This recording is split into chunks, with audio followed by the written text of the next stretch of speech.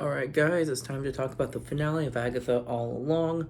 Overall, I wasn't all that impressed. There was nothing in the episode that really pissed me off. There's nothing that I thought was unnecessary as far as the story is concerned. I just think this episode had, out of its little over 30 minutes, 24 minutes of it was all filler.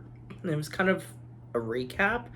It was all to explain something that everyone sort of assumed at the end of the last episode anyway. So we ended up wasting about 25 minutes of something that I didn't think they really needed at all. But let's sort of dive into it. So the last episode ended where Billy hears Agatha's voice saying boo.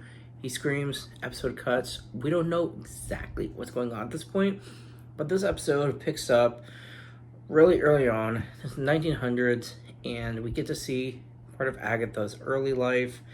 And we know she was pregnant with a baby, and Death had said it's time. Death was supposed to take the baby before it was born, but Agatha begged for more time.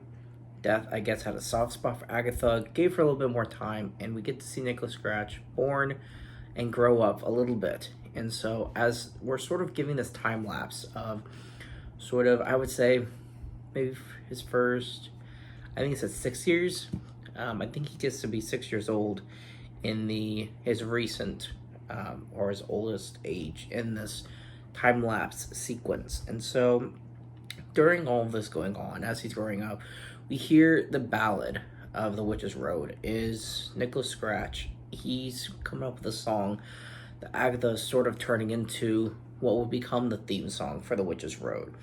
And so as we learn, as they're making up this song, they have not been to the Witch's Road. So as far as we know, this song is just something they made up. It was something that was part of their mother and son bond and didn't have anything to do with the Witch's Road at all. And we know that Nicholas Scratch is stealing things, and he's getting witches killed, helping Agatha kill witches. And we don't exactly learn why. We just know that that's sort of their con game, is witches are dying because of Nicholas Scratch and Agatha Harkness.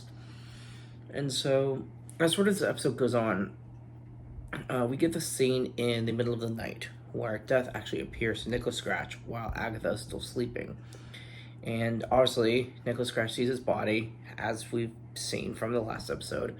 This is how it happens when Death is ready to take someone's life. And so Nicholas Scratch goes away with Death, and he just sort of dies there, lying on the ground in the middle of the night. And so he lived longer than he was supposed to. Agatha got some time. It was enough for her. And so she's taking out her frustration. She's mad. She's angry. She's lost her son, who wouldn't be mad and angry at that. But we get another piece of the puzzle is the song, The Witch's Road, that they created. Some witch finds Agatha saying, I want to go the road. She's like, okay, sure, let's gather a coven, gather around, and the door doesn't open. Oh, you guys must suck. So they attack Agatha while she sucks their power to drain their life. And we see she does this for decades. And so this is sort of giving us a glimpse into the realization of there is no witch's road. Not really. And so she's just spent decades killing coven after coven after coven after coven. And that's been her game all along, is killing other witches. And so it sort of ties into the modern day of the MCU, why there's not a bunch of witches everywhere. It's because Agatha's been killing them for decades, for nearly a century. And so that kind of makes sense for Agatha. But when we finally get to the present, Agatha is now a ghost, and she's haunting Billy, I guess. Billy just goes back to Agatha's basement, trying to just begin this ritual to make her go away. He wants her gone. And Agatha helps Billy come to the realization that because he harnesses similar abilities that his mother did, he created the Witch's Road. And so Billy is he thinks he got some of those other members killed, but Agatha tells him, well, I was going to kill them all anyway. So Jen survived. So he saved one life. And so it's sort of bittersweet. It was recommended to me that, or it was pointed out that earlier in the episode or in the season, when the game of tarot was taking place, that Jen was referred to as the High Priestess, which in comics is a powerful character. So now that we've seen Jen has survived the Witch's Road and she leaves, she could very easily come back at some point. And that's interesting to sort of hold her aside for later, for if we need more witches or sorcerers or whatever, something of that mix. And so it is interesting that she's sort of been sidelined enough for her to come back later on. So in the present, Billy realizes he created the Witch's Road, and that's pretty powerful for someone like him who is still getting a grasp of his powers and capabilities. And so this makes sense why Agatha knows him all along, because she's seen the same thing happen with Wanda. And so the whole season sort of wraps up into this neat little bow that the whole thing was Billy. It was kind of Billy all along. And so Agatha, like we saw in the last episode, she does die, but she's a ghost, and she's going to continue to be a character because convincing Billy, she convinces him not to finish her off, but to let her help him go look for Tommy. And he agrees, and they walk off into the sunset, and that is how this series closes.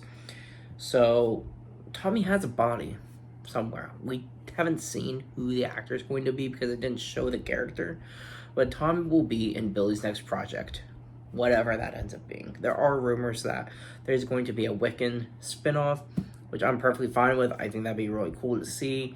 If not, he could easily be in Vision Quest. He could be in the next project where we get the Young Avenger members.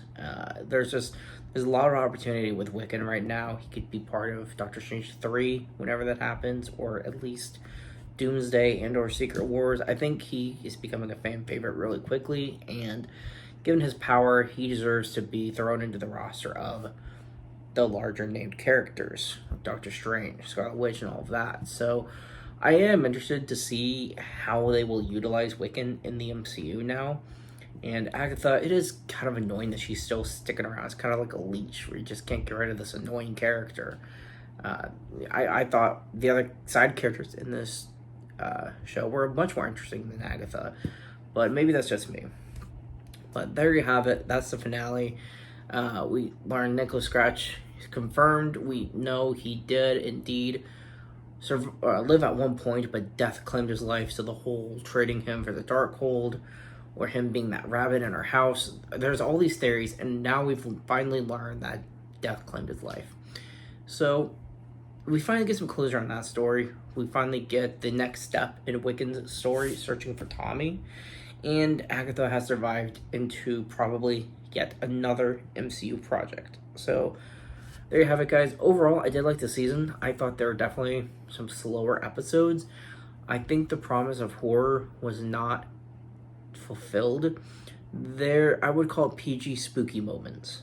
There was nothing horror really at all. But this is the Disney version of it. They said Echo was rated R. I don't know why, but let's just see what happens with these characters. Like I said, when it comes to Wiccan, Jennifer, and Tommy, I am looking forward to seeing these characters again, so let's see where they show up next. Thanks for sticking with me for this review. Excited to pick another TV show to review. It will most likely be The Penguin, so stay tuned for that. Thanks for watching, everyone. See you all next time.